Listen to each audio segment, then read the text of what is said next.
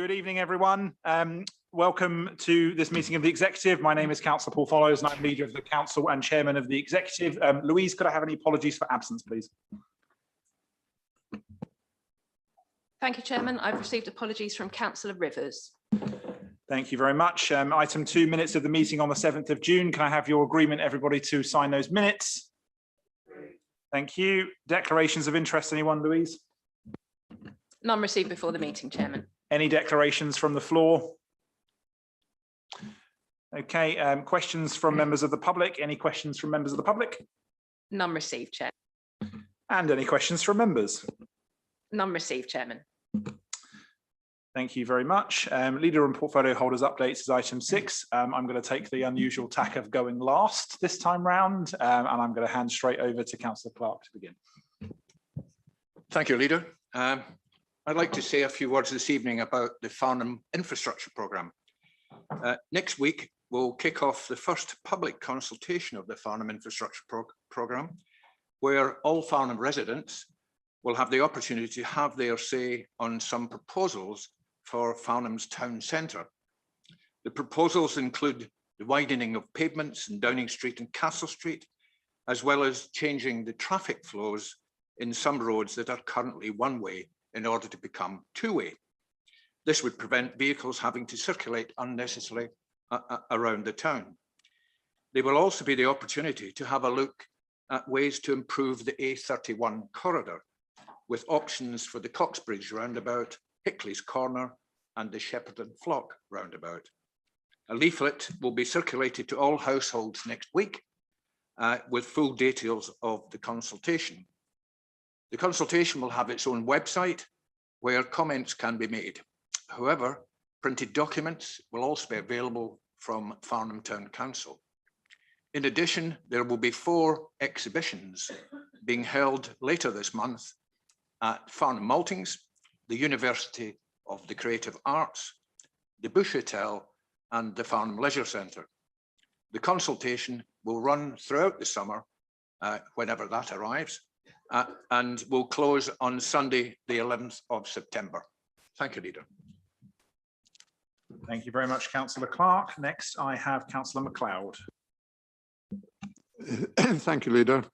On Brightwells, we had a recent Brightwells board meeting, and I can report that the physical build of the development is going well, and the physical build would be available for the scheme to be open towards the end of this year or early next year. But we still don't have a final list of potential tenants from Crest Nicholson. They tell us we're fairly close to signing a number up, but we don't have that certain yet. So that it still leaves some uncertainty about when the scheme will actually open, hopefully either later this year or early next year. On enforcement, there are 2 enforcement reviews being carried on in Waverley. There's an overall review by Richard Homewood and his team of enforcement across the whole council, looking for ways in which the different enforcement activities can help each other. And that review hasn't reported yet, but it will come to the executive in good time. And also there's a review being carried out within planning on planning enforcement. I'd just like to mention one small incident, which I mentioned a couple of meetings ago, that a Godalming councillor had reported to me somebody throwing rubbish out of a car, and that has been followed through. And we established who the offender was, and by finding out from the registration number and so on, and they resulted in a fixed penalty notice having been issued, which has been well received on social media. Waverley has publicised this on social media in 2 or 3 ways, and it's been public support for what we've done. So hopefully that will be a good lesson for people not to throw rubbish out the windows of cars. Thank you, Leader. Let's hope. Councillor Marriott.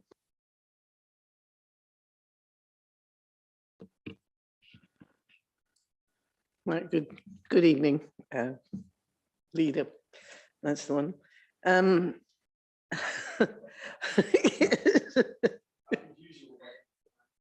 Yes. Over the last year, I've been working with officers and on the corporate equality group and with the executive to review the equality and objectives action plan, and both documents will be coming to full council on the 19th of July, hopefully. During the discussions over these past couple of years, it's been fairly obvious that many councillors have felt quite strongly about this. And so with that in mind, we are beginning to form, hopefully, a councillors working group as well, where we can just, it's not formal and we're not going to make any decisions, but it's just a chance for people to put their own views and ideas about what they want to do. Thank you. Thank you, Councillor Marriott. Councillor Merryweather.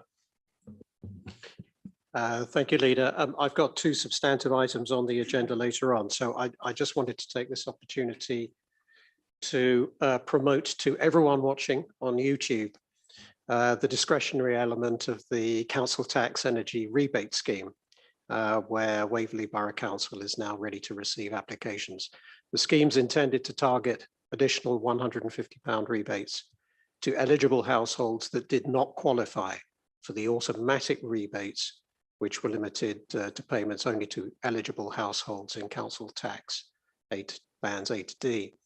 Residents who are in financial hardship and who did not qualify for an automatic payment under the original scheme may be eligible for a discretionary payment. Full details are available on our website, and we're encouraging householders to check to see if they may be eligible and to apply if they think they are. Thank you. Thank you, Councillor Merryweather. Councillor Liz. Thank you, Chair. I'm going to be talking about, we're going to be looking at the Woolmer Hill football pitch, which is coming up later, so I won't go on about that, but just to say that we're being asked to support the introduction of a new 3G football pitch in Hazelmere.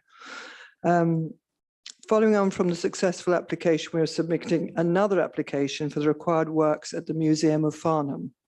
The repairs to Wilmer House have proven a real challenge to fund, and we are hopeful with this secondary application to the Arts Council's MEND Fund, we will be successful.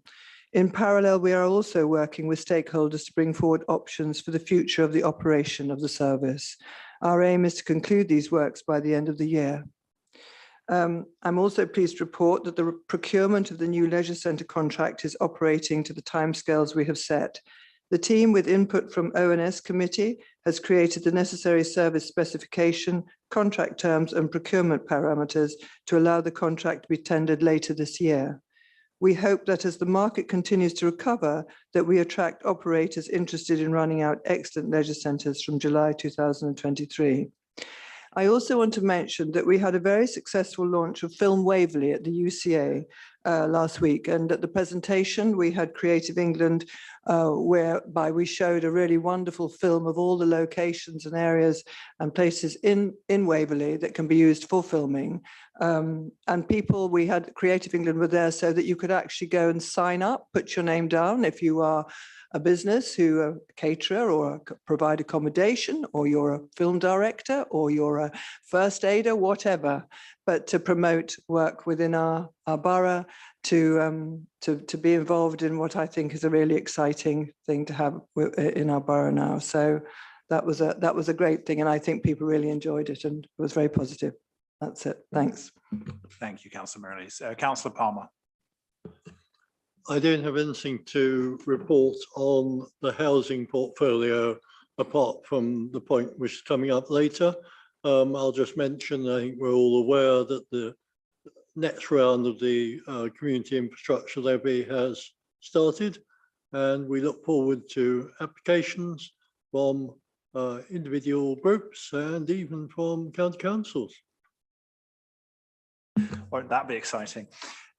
Councillor Townsend. Good evening, Leader. Good evening, members. Just to say, it probably hasn't escaped your notice that the examination of Local Plan Part 2 starts on the 12th of July to the 21st of July. So this is going to be an extremely busy time for officers. They've already been busy answering the initial matters, issues and questions raised by the examiner, and these are all available on our website. And everyone can tune in and listen to the examination via the YouTube link on the website as well. Or like the Leader and I probably will be sitting at the back of the room every single day. So we also have the Climate Change and Sustainability SPD out to consultation now that PERD is over, and this will become a material consideration in assessing and deciding planning applications once adopted. On areas it covers like renewable energy, landscaping, orientation of buildings, the use of sustainable materials, water efficiency, and also areas like sustainable transport. So the consultation for that started on the 28th of June and will run until the 29th of July. And again, all the details are on the website. We've also launched our new planning pre-application service, which offers 3 service levels now. And this is designed to suit all kinds of applications, from individual homeowners to major developments as well. And the fees payable will now be fairer and more accurately reflect the actual cost of providing the service, and will end the situation where council taxpayers are effectively subsidising the service for major developers. We also continue to make great progress on the speed of processing planning applications and tackling the backlog.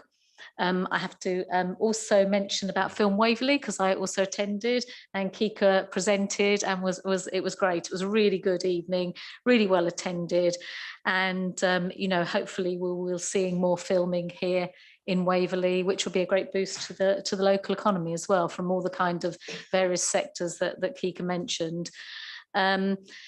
The economic development team as well, in partnership with the Department for Work and Pensions and with the support from the councillors from the 4 main settlements, have arranged a job fair this Friday for guests from Ukraine, taking place at the Memorial Hall in Farnham. It starts at 10 o'clock and up until about 12:30, and we'll have various representatives from a variety of economic sectors there from across the borough, including the NHS, care sectors, hospitality, horticulture, IT, telecoms, etc. So hopefully that will go well. And also just general help will be on hand for job seekers, for, you know, just general help and advice.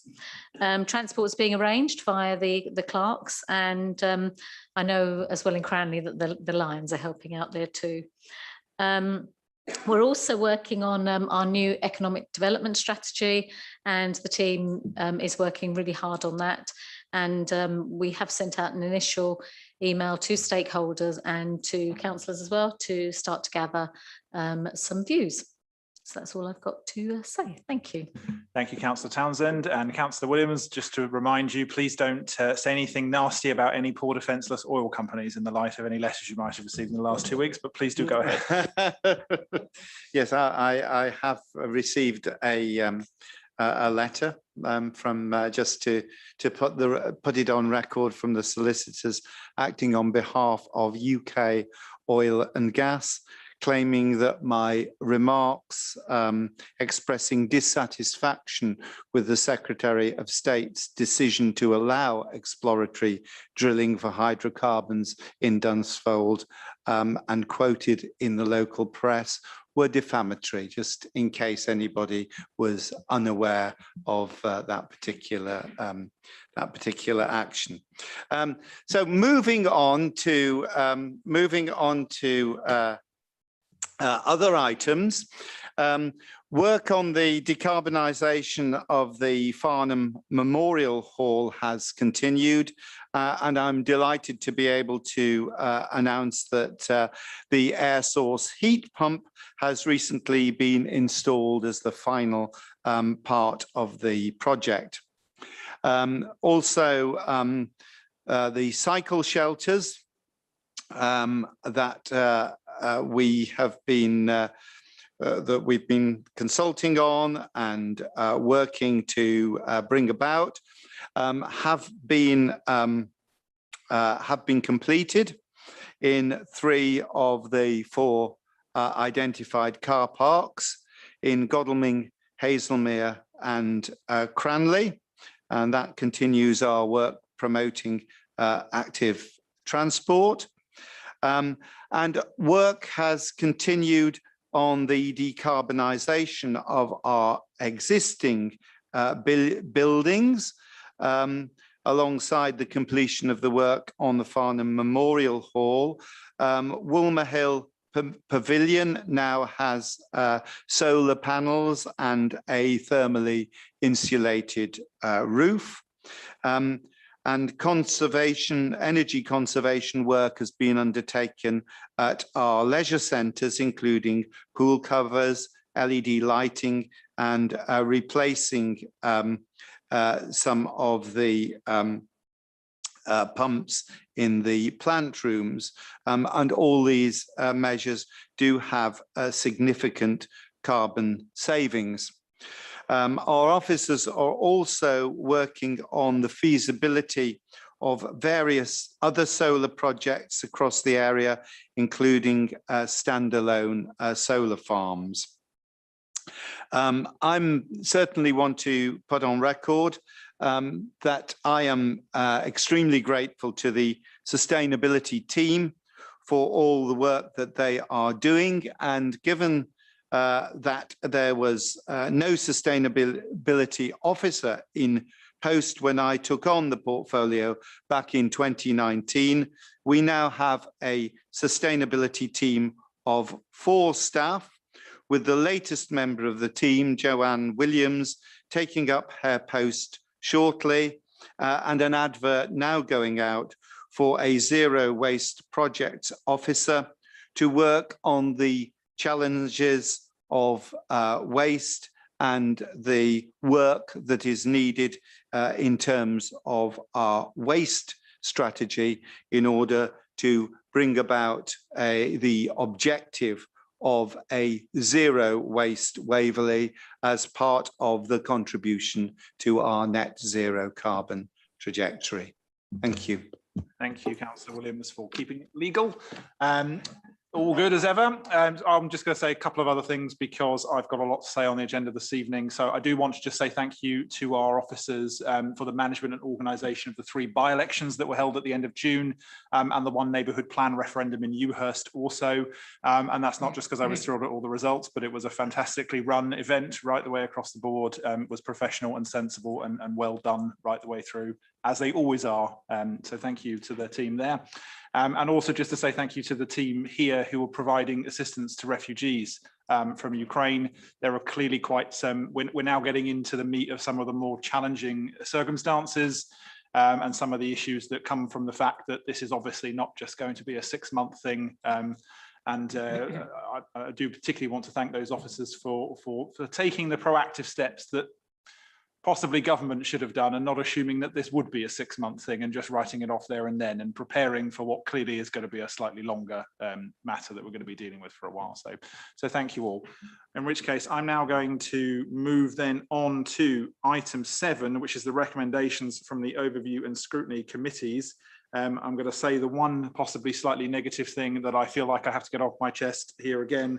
It is a shame that for, I think, the 3rd session in a row, we did not have both of the chairs of ONS at the meeting, at our regular briefing, to discuss matters raised by the committees today. But I do want to thank, I think for the 3rd time, the chair and the vice chair of both of those committees, Councillor Peter Marriott and Councillor Joan Hegan, for their time and energy in coming and explaining the matters that they discussed at ONS, and for their constructive contributions. This session is to just go through the outcomes of their previous sessions in the last cycle. The first is for the Resources Overview and Scrutiny Committee, and particularly the Housing Allocations Task and Finish Group, who were reviewing the housing allocations policy and have made 1 recommendation in 7 parts. My understanding is that these are compatible with the aims and objectives of the policy and don't moderate it in any way that we would disagree with as an executive. As we have relevant officers in the room, I did just want to invite them to make any comment if they were wanting to. Yes, thank you, Leader. Really, the only change is recommendation 4, or part 4 of the recommendation, where only housing-related debts such as rent arrears and from the deposit scheme should be taken into account. In the past, we had taken into account council tax debt and also overpayment of housing benefits.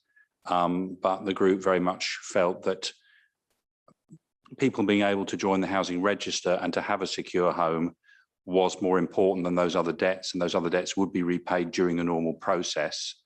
The allocations policy, the other recommendations are really firming up what we already have. I have to say it was a very good group where each of the members of that group, it's really a hangover from the housing ONS. It was a task and finish group formed then reporting to resources ONS, but all the members engaged well with us. And we also had external stakeholders to help us in our discussions.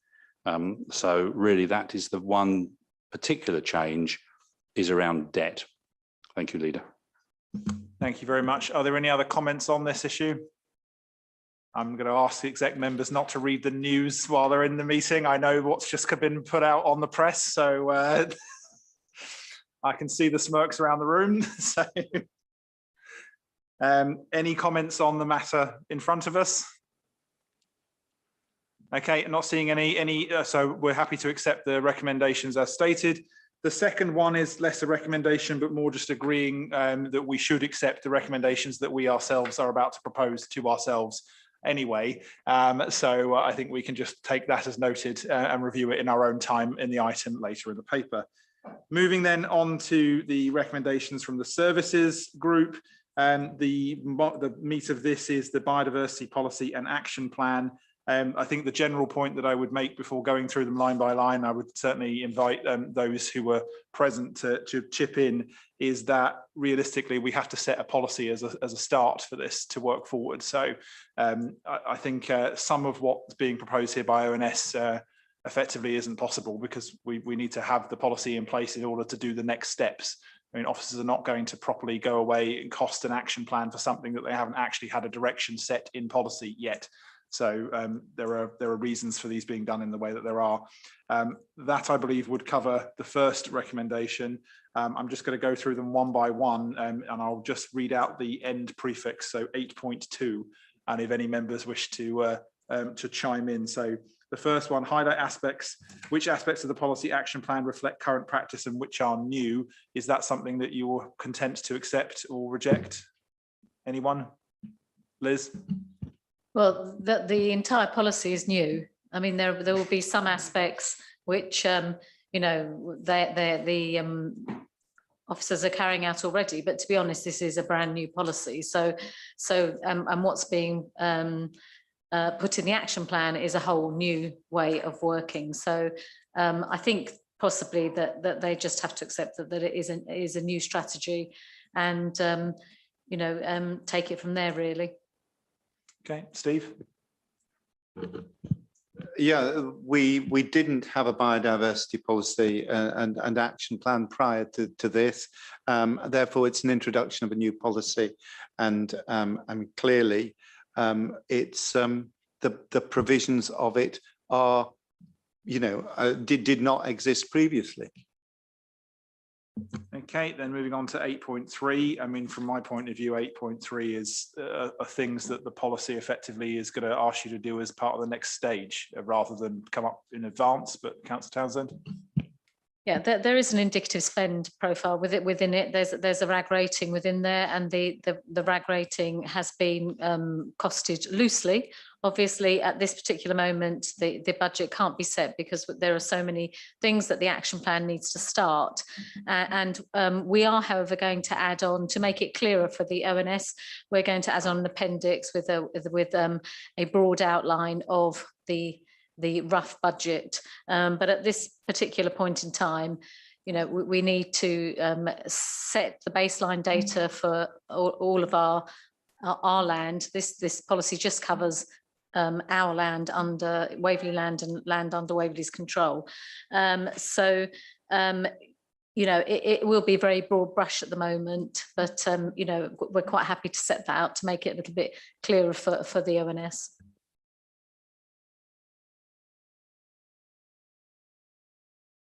.4, provide an evidence base for the claims in section 537 about the contributions road verges make to biodiversity.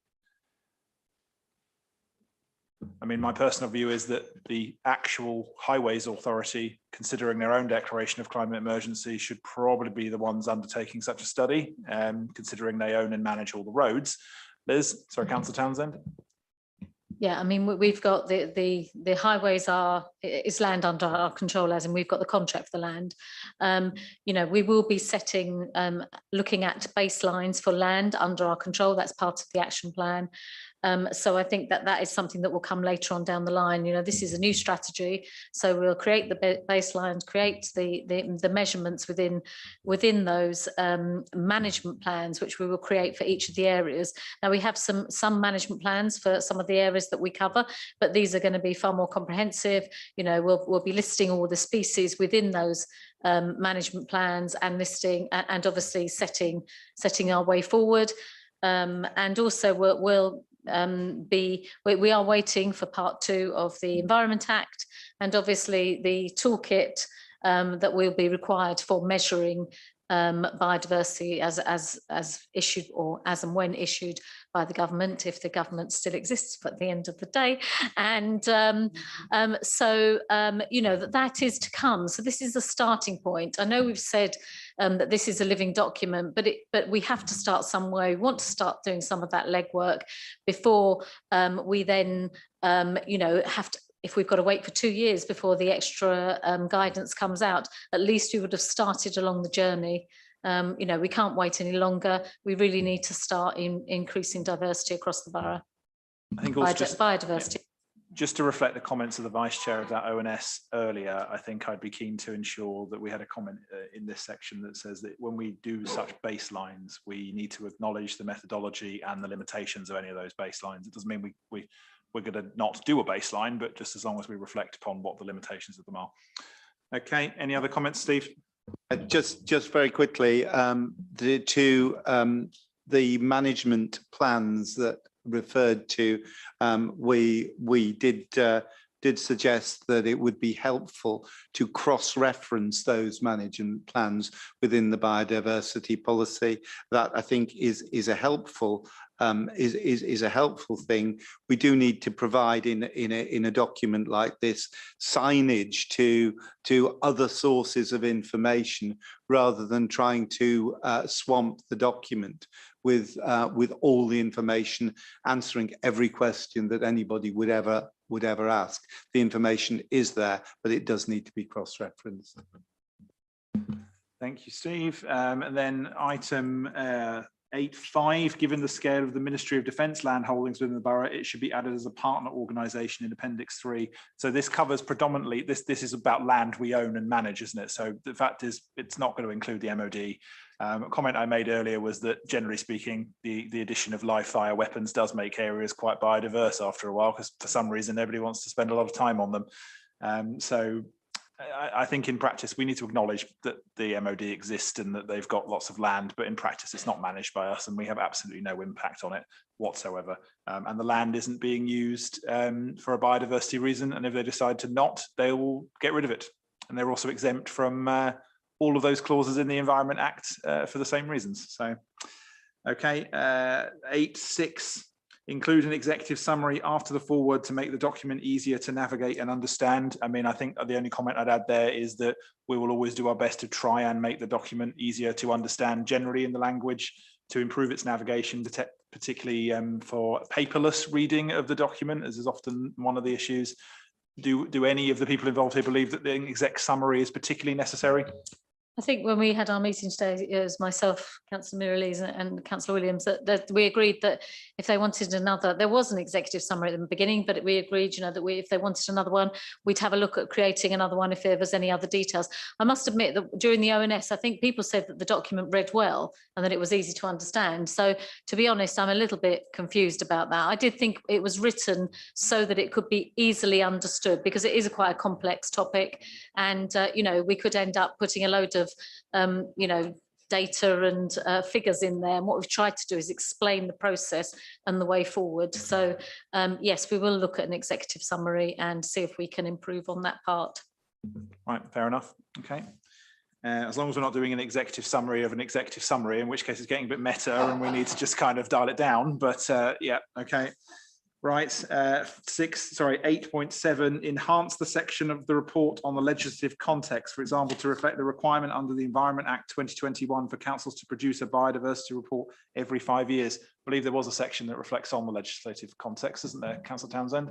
There is, and we've agreed to just highlight it a bit more and to broaden out the paragraph to make it clear that but we aren't going to repeat what we need to do within there. This is our strategy. We need to adhere to obviously the Environment Act, but we're not going to list everything within this strategy that is, you know, our requirements under all of that act.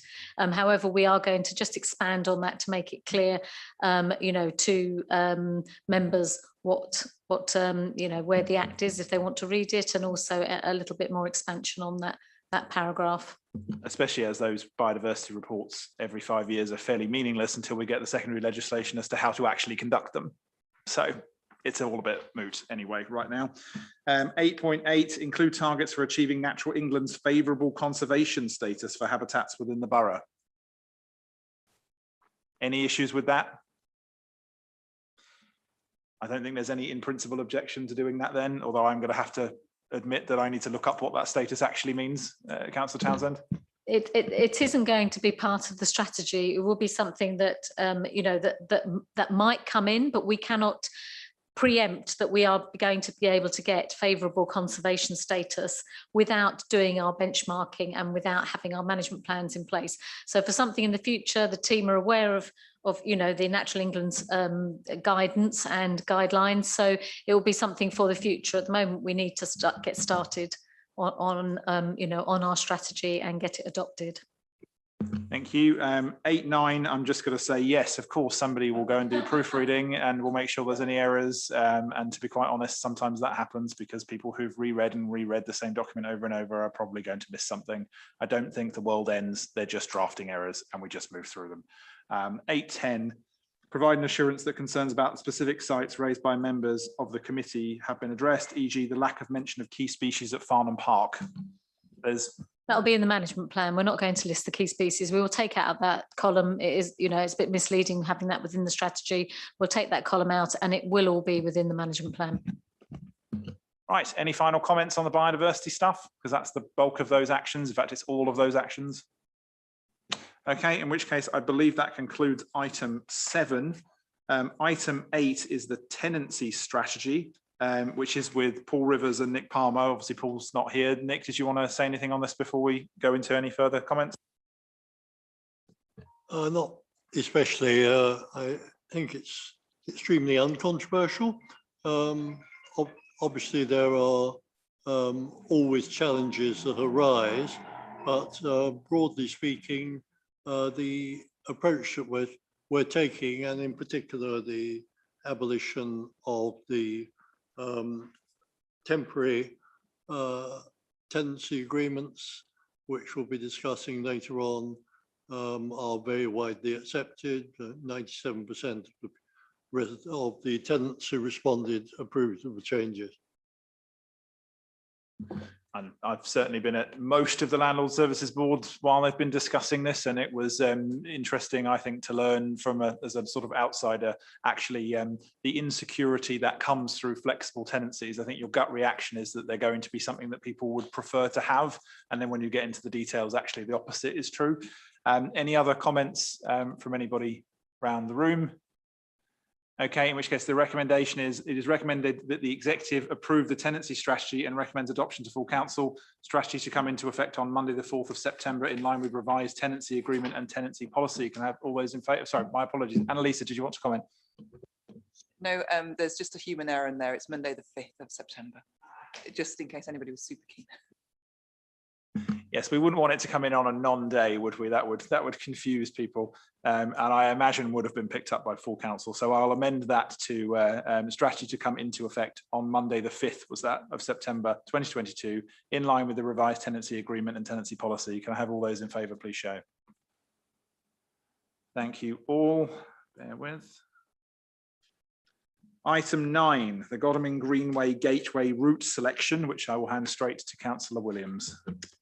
Yeah, as we're all aware, Waverley Borough Council is committed to the whole notion of a Guildford Godalming Gateway, connecting Guildford and Godalming, and also hopefully beyond, as a way of actually moving forward with our active transport agenda as part of our policy of sustainable transport. And we, as an attempt to kind of really get things moving in terms of the Guildford Godalming Gateway, which Surrey County Council is now working on with our support. We've led on a project to deliver an east-west gateway section connecting the two sides of Godalming. Now, this we have discussed before. The reason why it's coming to executive is that following the public consultation on the route of the gateway section, a new route is being proposed through the Phillips Memorial Park. That's a new route that takes account of the comments made during the consultation, and a cycle street option is being proposed for the Berries section of the Greenway Gateway, and that's proposed as the most appropriate route when balancing the views of the public and concerns for a safe cycle route that does not adversely impact pedestrians, with the professional advice that we have secured. As the report makes clear in paragraph 1.7, the Dutch style and the Dutch are very adept at integrating cycling as a means of transport. The Dutch style cycle street option that's outlined avoids some of the negative effects of the other options that are proposed in the consultation. So essentially what we have done is responded to the public consultation in coming up with the two proposed new routes. Thank you, Councillor Williams. Any comment from around the room? Personally, as the ward member also for this particular stretch of Godalming, I think this will benefit the town greatly and will be widely used. And it's good that we've tried to take on board some of the comments that were raised during the consultation, as I think those who took the time to come and make those comments obviously take it very seriously. So thank you for that. Any other comments before I move to the recommendations?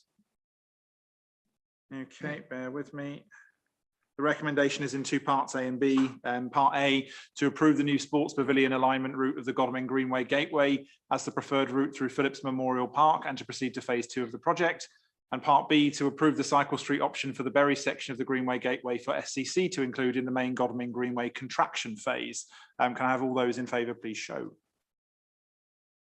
Thank you. Moving then on to item 9, the Walmore Hill 3G project update. And I'm going to hand over to Councillor Merryweather. Thank you, Leader.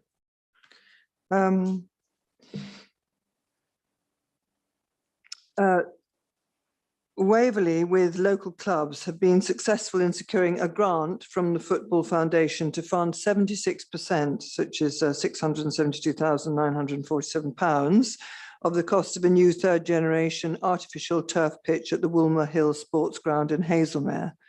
The rest of the funds are being provided with £155,000 in community infrastructure levy funding from Waverley Borough Council, and a further £51,500 has been committed by Beacon Hill Football Club and Hazelmere Town Junior Football Club, demonstrating that this is a truly community project. We're delighted that the Football Foundation has recognised the importance of supporting grassroots football in the borough, and in particular Hazelmere, which has been seriously underserved in terms of the availability of quality playing surfaces for some time. We're determined to enable more people access community sporting facilities across the borough and encourage active, healthy lifestyles. The new 3G pitch will improve access for all groups, including junior players and disability football, as well as allowing for recreational use by community groups. So this, I think, is a really good project, and I hope everybody will support the recommendations. Thank you, Councillor Merryweather. Any comments? Okay, in which case I'm moving to the recommendations that are in the supplementary part of the agenda. The executive approve the entering into of a restriction against title and deed of dedication as requested by the Football Foundation to secure the grant allocation of £672,947 to build the 3G pitch. And part B, the executive approved the budget of £10,000 for external legal support to complete the necessary checks and documentation stipulated by the Football Foundation and progress the project. All those in favour, please show. Thank you. Item 11, the Godalming Regeneration Project, assuming the first part of the recommendation is agreed anyway, at which point it will become that. Councillor Merryweather. Thank you, Leader. So I refer colleagues to the report on pages 69 to 76 of your packs and remind us that sadly some elements of this project remain exempt because, for example, they're commercially or otherwise confidential, so the report isn't exhaustive.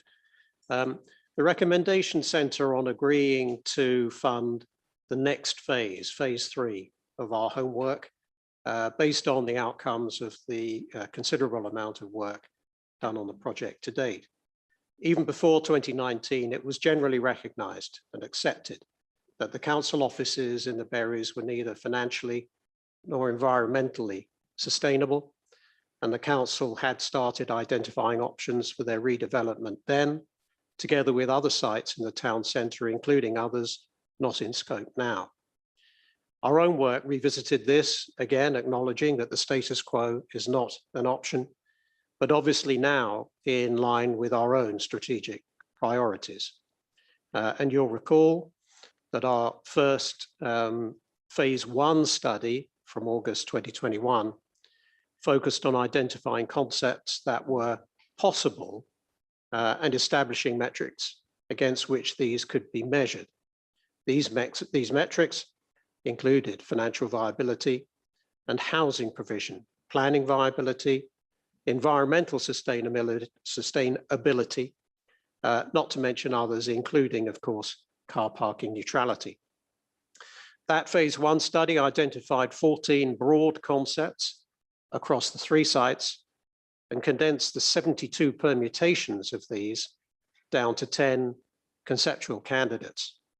These were tested further, leading to the elimination of all solutions which were not able to satisfy basic planning requirements or would require the provision of sangland, and the scoring of all remaining candidates against the council's predetermined critical success factors to identify a preferred shortlist of the top 3 concepts to take forward into phase 2.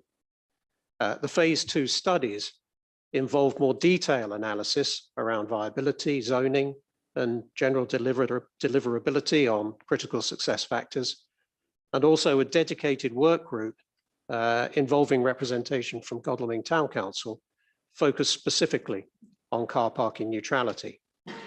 9 variants of the highest scoring candidate concepts were developed, which across the 3 sites amounted to 27 permutations.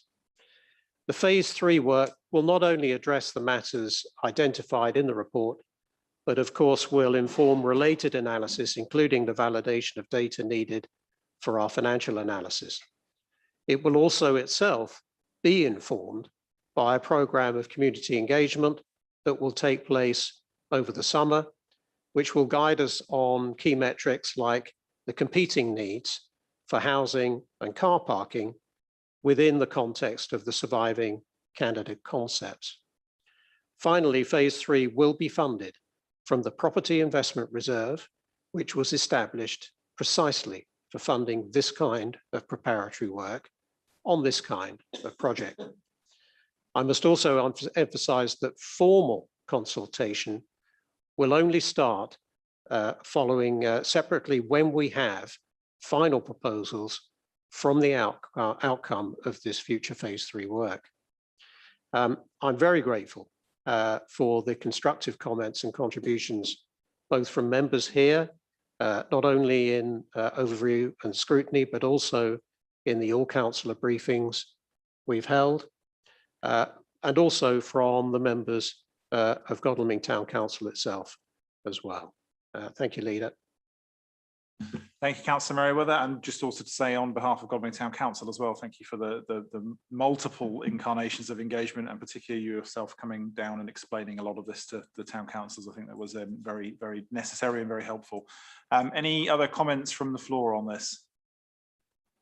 I think the only comment that I'm going to make is that inaction in this is obviously not an option, in that doing something here, it has to be done. There's lots of different pressures upon us that mean that we can't just pretend everything will be fine if we do nothing. The energy costs of this building alone are insane, I suspect, even now, let alone in the future. I'm particularly glad that we're having a reasonable amount of engagement and pre-consultation engagement with the people of Godalming, though I think that will be very valuable and very important. There are, so just to confirm, no other speakers before I move to the recommendations? No, okay, so there are 3 recommendations. The first is to agree to change the name of this project from the Berries Development Project to the Central Godalming Regen Project. 2, recommends to Council to approve the supplementary estimate of £164,000 to progress the project to the next phase, including preliminary public engagement to be funded from the Property Investment Reserve.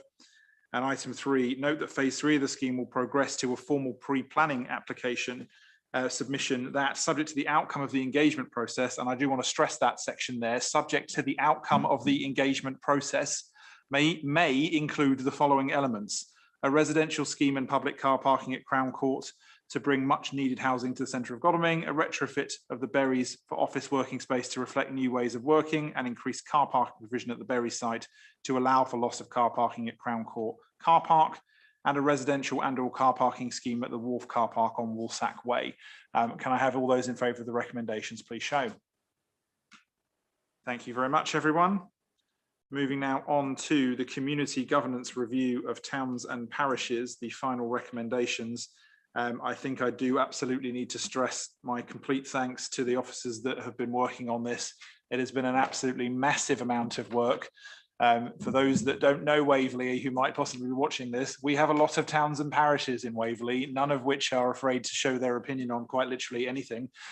Most of us here are parish and town councillors as well, so we know exactly what we're all like. I think this has managed to square a number of circles. I think most places are reasonably content with the outcomes. There's some particular exotic ones. I have to say, Busbridge wanting to change itself to Munstead and Chewsley was a bit of a surprise in the mix of that one, after a lot of discussion with them. So this has been through many, many rounds of consultation, and so realistically, I don't think I need to go into it any further, but to bring the recommendations. But are there any comments from the floor? Okay, so the recommendation is that the executive recommends to full council, A, that the final recommendations set out in Annex 1 are approved, and B, consent is sought from the Local Government Boundary Commission for England to 1, amend the boundaries in their final recommendations for new borough wards to ensure the boundaries are coterminous, and change the town council size and warding arrangements for Farnham, Godalming and Hazelmere. Can I have all those in favour, please show? Thank you very much. And then the final item of the agenda is the financial outturn 21-22, medium-term financial plan and housing revenue account business plan monitoring 22-23, which I will very speedily and very happily hand over to Councillor Merryweather.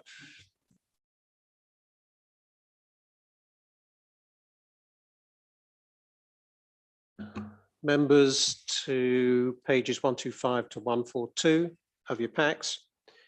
So this item asks us to note the financial outturn positions for fiscal 2021 and 22, both for the general fund and the housing revenue account, and also to agree recommendations consequent to that and other emerging threats to our medium-term financial plan. So turning first to the general fund, as you'd expect, during another pandemic year, there was some in-year volatility affecting budgets originally approved in February 2021. But we were not only able to contain adverse impacts, but also in fact deliver an underspend in outturn against the final approved budget after carry forward of approved budget spends into this fiscal year 2022-23. In particular, last year, the use of car parks did start to recover sooner than we estimated. And as a result of close monitoring by officers, staff costs were also contained below budget. But looking forward, I've previously spoken at length about the malign threat of inflation, which is now rampant, in tandem with other financial supply side issues affecting goods and labour, and all in a world where COVID remains defiant. So in section 6 of your report, we make recommendations that are intended to recalibrate some of our reserves as part of our ongoing preparations for challenges over the medium term that may be even more severe than we imagined less than a year ago. These reserve reviews will not affect our other work on seeking new sustainable general fund measures that will at least offset perennially rising cost pressures. Because of the volatile macroeconomic situation, and especially those elements identified in section 7 of the report, we're proposing to have a further mid-year review of the medium-term financial position later this year. Turning now to the housing revenue account, and again, the containment of staff costs made the most significant contribution to an overall underspend, despite relatively small variances in rents and high utility costs. The HRA is, of course, also subject to the same economic factors as the general fund, and as you know, a strategic review of the HRA business plan is already underway. Thank you, Leader. Thank you very much, Councillor Merryweather. I think it's helpful to us all to know that there's quite so much competence and professionalism in the team that means that we can sit here and rely on what's being said. I think it's probably worth me just quoting something that I've just read, that a certain Chancellor of the Exchequer who's just resigned said that the government should be run properly, competently and seriously. It's probably the first time I've outwardly agreed with him since he took office, but one of the things I feel we can confidently say is that with the team that we have here, the finances are run properly, competently and seriously within at least this place. Are there any comments on any part of the recommendations that are before you regarding this item? No? Okay.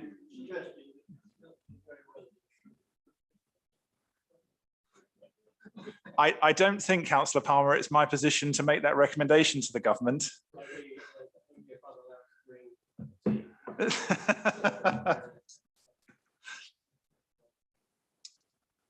I think we could certainly do worse, couldn't we, Mark? So, right, moving to the recommendation.